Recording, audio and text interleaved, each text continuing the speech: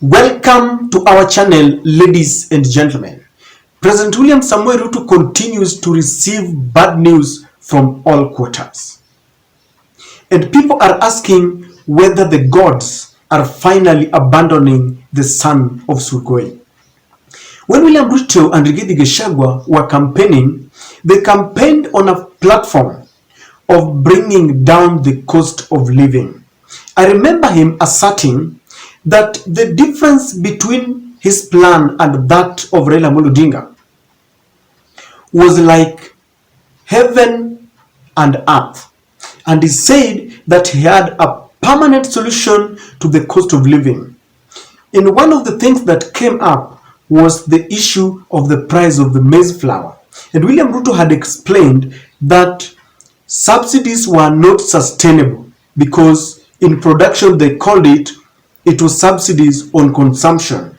And he said that he wanted to invest on production so that we have a permanent solution. One of the things that he had brought on board was that he was going to give farmers subsidized fertilizer.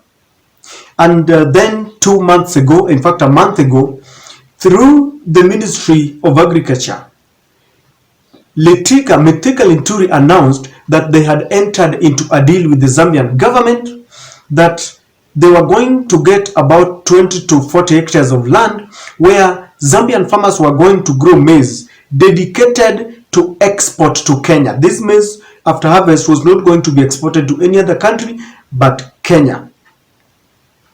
But then just a month after announcing that they had a deal, the Zambian government seems to be chickening out of this deal indirectly, because they had assumed when they were assigning this deal that Zambia produces enough maize for local consumption, and therefore whatever was going to be dedicated to the Kenyan government was surplus.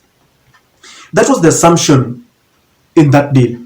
But then yesterday the Zambian government released a statement that is very disturbing, that shows that they might not be interested in this deal after all, because they are saying that they also suffer from shortage of maize.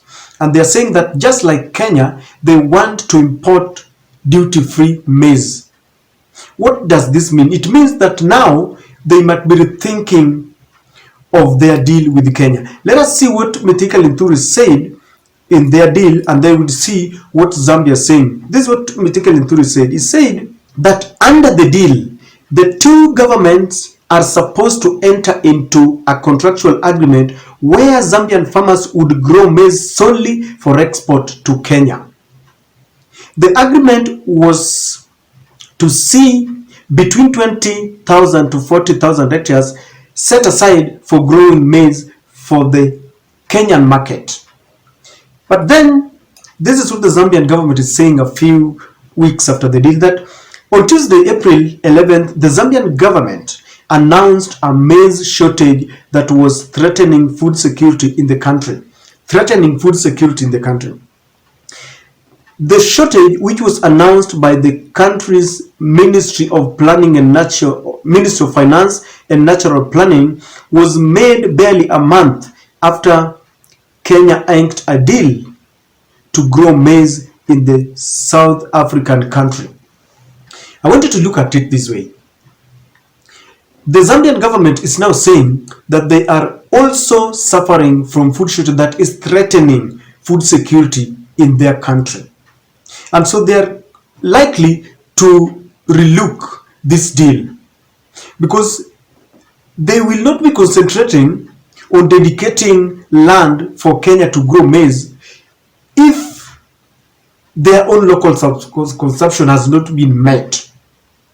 Do you think they will now concentrate on meeting food security in Kenya, or concentrating on trying to bridge the deficit so that in the next harvest they have enough for their local consumption?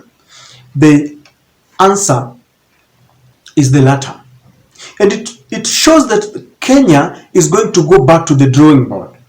Everything that William Ruto said is now crumbling down. They must go and relook into this deal.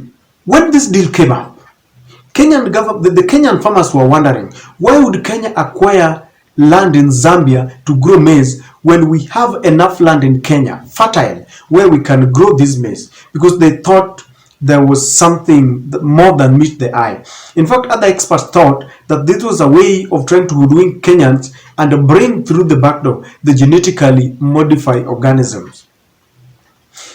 But why is Zambia chickening out? In fact, many feel that maybe they have realized something.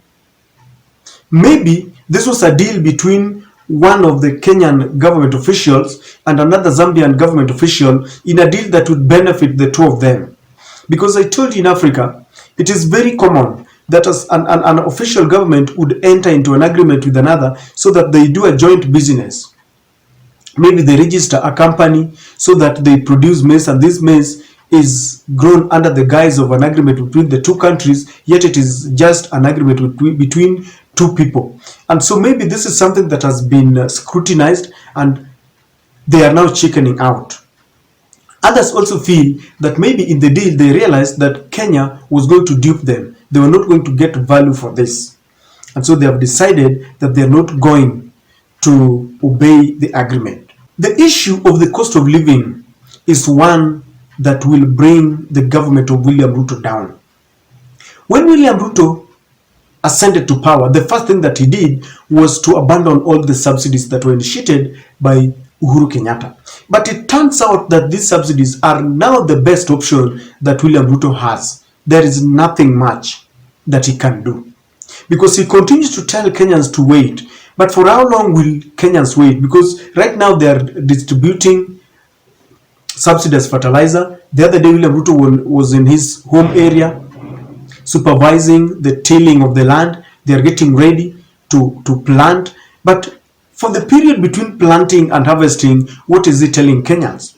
Raila Amolo Odinga has gone to the streets and is telling William Ruto that one of the things that forms part of the 7 irreducible minimum is that he must reinstate subsidies, because this is the only thing that at least alleviated the high cost of living, the cost of the maize flour. And he's saying that subsidies on maize flour, on electricity, on fuel must be reinstated, because without this, Kenyans continue to feel the pangs of high cost of living. So William Ruto has got no choice, because even as he plans for the long-term solutions, there must be a short-term. You cannot tell Kenyans to continue wallowing in hunger because you are waiting for maybe rains, praying for rains, praying for the harvesting, which will take more than 3 months. So they have no choice.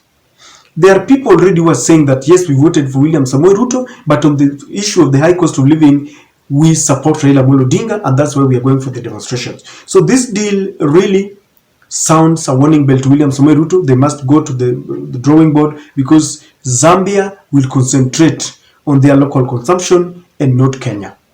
This is my take.